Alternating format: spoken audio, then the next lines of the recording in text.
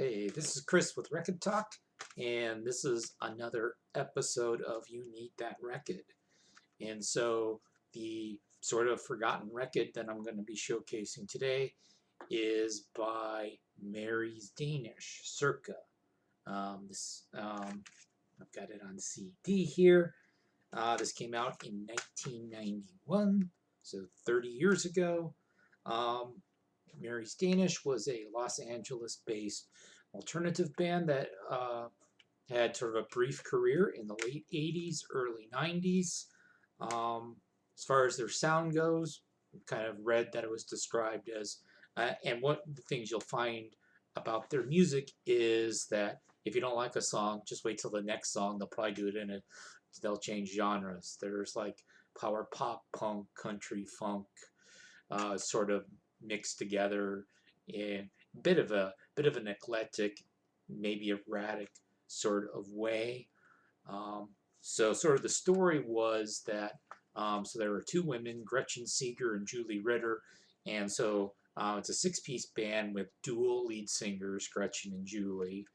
They had met in college, sort of mutually admired the LA punk band X, and they got into making a band, eventually settling on a lineup which included the guitar players David King, who was Julie Ritter's boyfriend, Luis Gutierrez, the other guitar player, who eventually married Gretchen Seager, Chris Wagner, they called him Wag, was the bass player.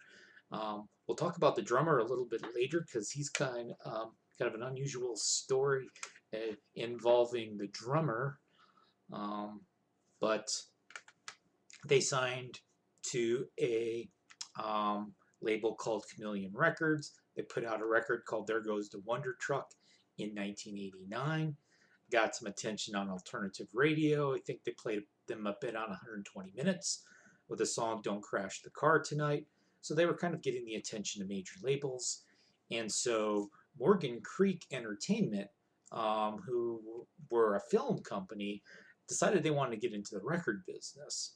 And so they wanted to have an alternative band, and they kind of sold themselves to Mary's Danish in that you'll be like the focal point of our label. You won't just be another band on our label. And so they signed them, Morgan Creek. They put out this record, Circa, 1991. Producer was Dave Jordan, who had been working with, he had produced Jane's Addiction. I think he mixed the Red Hot Chili Peppers' Mother's Milk album, which came out, I think, about 1989 or 1990.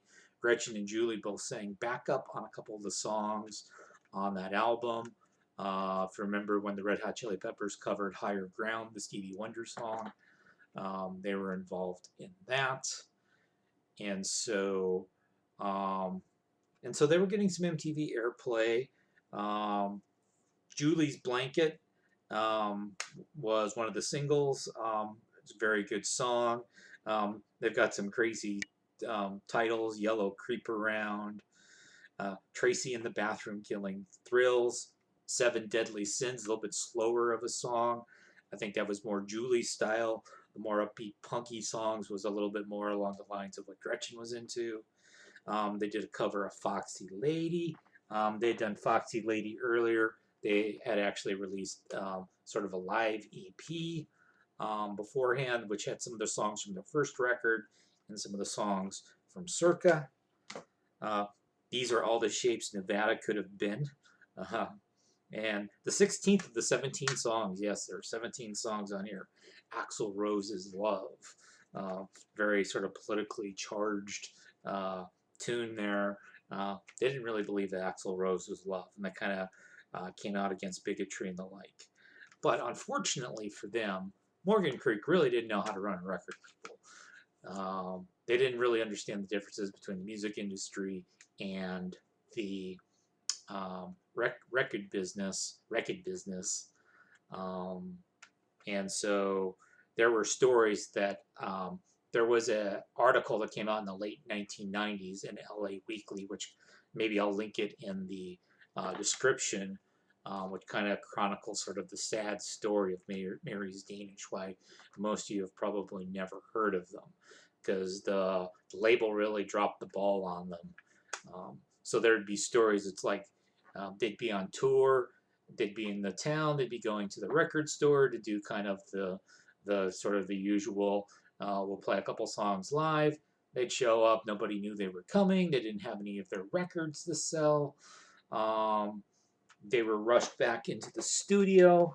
They cut an album 1992, which ended up being their last album, called American Standard, which is okay, but I don't feel it's as good as Circa.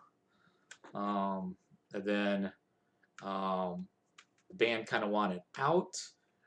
They figured after Circa didn't sell as well as the label hoped, American Standard pretty much tanked. I mean, it was pretty much not promoted.